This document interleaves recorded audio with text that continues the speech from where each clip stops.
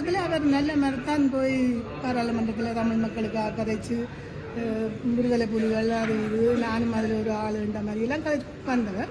பிறகு அவருடைய செயல்பாடுகள் வெளிநாடுகளில் போய் ஒரு பைத்தியக்காரன் மாதிரி சில விஷயங்களை செய்து கொண்டு போகிறதும், பாரில் போய் தான் குடிக்க போகிறதுன்றதும், கடையில் சாப்பிட போகிறதுன்றதும், நான் தெருவில் கிடக்கிறதுன்றதும், ஒரு சரியான ஒரு படித்த ஒரு அரசியல்வாதியாக நடந்து கொள்ளையில்லை.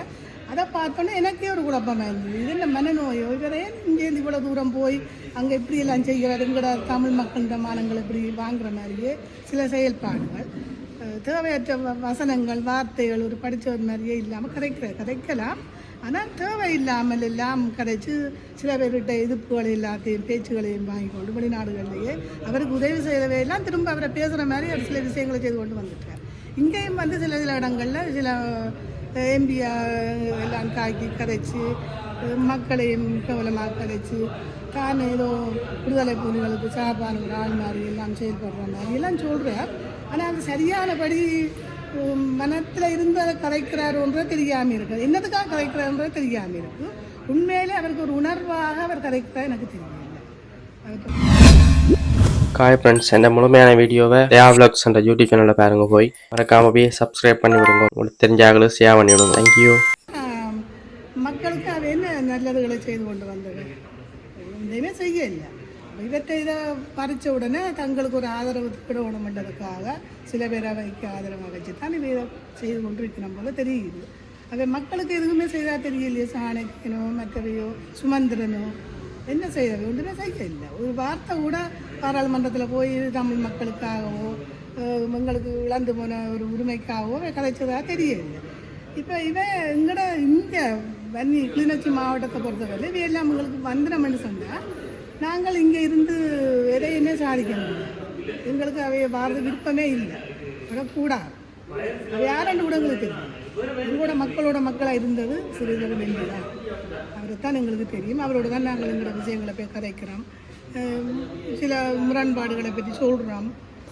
அவர் தான் எங்களுக்காக உரிமையாக கதைக்கிறவரே தவிர மற்றும்படி சுமந்திரனோ சாணக்கியனோ அவர் மக்களுக்காக என்ன செய்து நம்ம இப்படி இருந்தனம்ன்றதை கூட நாங்கள் அறியலை. ஒரு காலத்தில் தந்த நாட்டிலேயோ தந்த கிராமத்திலையோ எங்கேயுமே அவர் செய்ததா நான் அறியலை.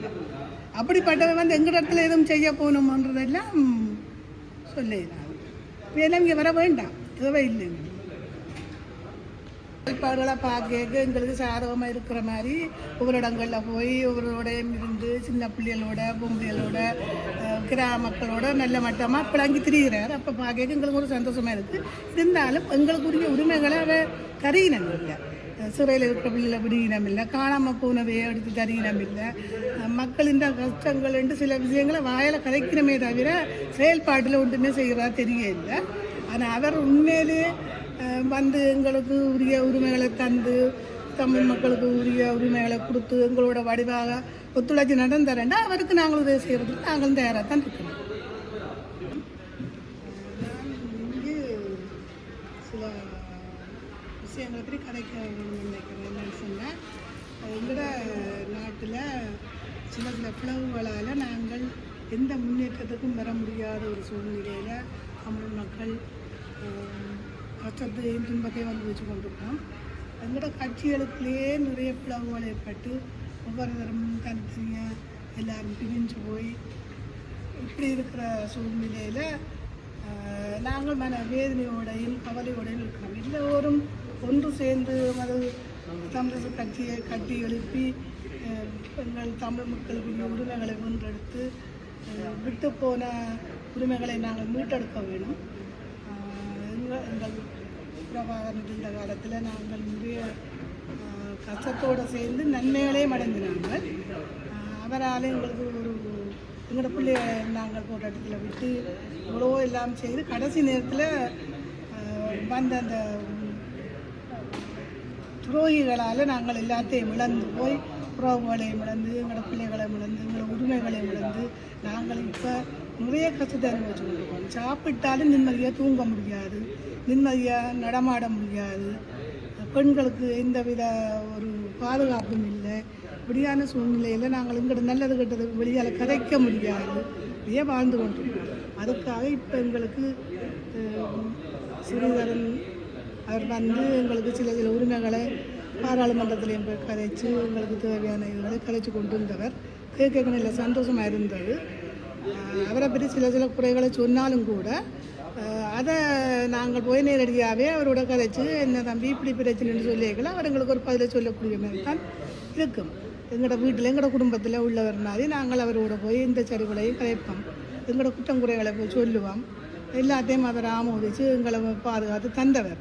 எங்களோட பிள்ளைகளையும் போராளிகளும் மாவீரரும் இப்படியே நிறைய இருக்குது. இருந்தாலும் நாங்கள் எங்களோட இதை விட்டு கொடுக்கல. அப்படி செத்து போச்சுன்றதுக்காக நாங்கள் எங்களோட உறவுகளை நாங்கள் பேசவும் இல்லை, திட்டவும் இல்லை. அவை இருந்தால் தான் நல்ல மண்டு நாங்கள் நினைக்கிற அளவுக்கு தான் எங்களோட வாழ்க்கை இப்போ போய்கொண்டு இருக்குது. இப்போ ஸ்ரீதரன் இவர் வந்து எங்களுக்கு சில உரிமைகளை கரைச்சி இங்கே ஒரு பிரச்சனை நடந்தாலும் அந்த இடத்துல போய் நின்று உரிமையோட கரைக்கிறார், பேசுகிறார், வாதாடுறார். பாராளுமன்றத்திலையும் போய் கரைக்கிறார். தொடர்ந்து அவர் இருந்தால் தான் எங்களோட நிலப்பாடுகள் எங்களுக்கு சரியாக அமையும் என்று சொல்லி நாங்கள் யோசிக்கிறோம். வேறு எவரும் வந்து எங்களோட கிளிநொச்சி மாவட்டத்தில் எங்களோட உரிமைகளை பற்றி கதைக்க மாட்டோம். அவைக்கு எதுவுமே தெரியாது. இந்த நாட்டில் எங்களோட இடத்துல நடந்த இந்த பிரச்சனையும் யாருக்குமே தெரியாது. மற்ற ஆட்களை பற்றி எங்களுக்கு யாரையுமே தெரியவும் மாட்டோம். யாரும் பார்த்து நாங்கள் விரும்பவும் மாட்டோம். ஸ்ரீதரன் அவருக்கு தான் எங்களோட நாட்டில் நடந்த பிரச்சனை முழுக்களும் தெரியும். மக்களின் கஷ்டங்கள் துன்பங்கள் எல்லாம் விளங்கும். அவரோட தான் நாங்கள் எதையுமே கதைக்கக்கூடிய மாதிரி இருக்கும். மற்ற எம்பிகள் ஏவிகளை பற்றி எங்களுக்கு தெரியாது. நாங்கள் எதையுமே கதைக்கக்கூடிய மாதிரியும் இல்லை. திரும்பவும் எங்களுக்கு ஸ்ரீதரன் எம்பி தான் வரணுன்றதை நாங்கள் விரும்புகிறோம். அவர் வந்தால் தான் நாங்கள் எங்களோட இடத்துல உள்ள உரிமைகளை நாங்கள் வென்றெடுக்க முடியும். அதுக்கு நீங்கள் விட்டு போன அரசியல்வாதிகள் அவரை விட்டு விலத்தி போன நீங்கள் எல்லாருமா உண்டு சேர்ந்து வந்து எங்களோட உரிமைகளை கட்டி எழுப்ப வேணுமென்றது எனக்கு ஒரு ஆசை. பொதுமக்களாக இருக்கிற எல்லோருக்கும் அதுதான் விருப்பம். இவரை விட இன்னும் ஒரு திறமைசாலி வருவார்ன்றதை நாங்கள் நினைக்க இல்லை. எங்களோட நாட்டுக்கும் எங்களோட கிராமத்துக்கும் எங்களோட மக்களுக்கும் இவரை விட இன்னும் ஒரு திறமையாக வந்து எங்களுக்காக கதைப்பார், எங்களோட உரிமைகளுக்காக கதைப்பார்ன்றதை நான் யாரையுமே நினைக்கிற அளவுக்கு இல்லை. என்னென்னு சொன்னால் இவரை விட யாருமே திறமையாக கதைக்க மாட்டேன் எங்களோட உரிமைகளுக்காக. இவர் தான் எங்களுக்கு தேவைன்றதை நான் நினைக்கிறேன். நான் மட்டுமில்லை, எங்களோட பொதுமக்கள் எல்லோருமே அதை தான் நினைக்கிறேன்.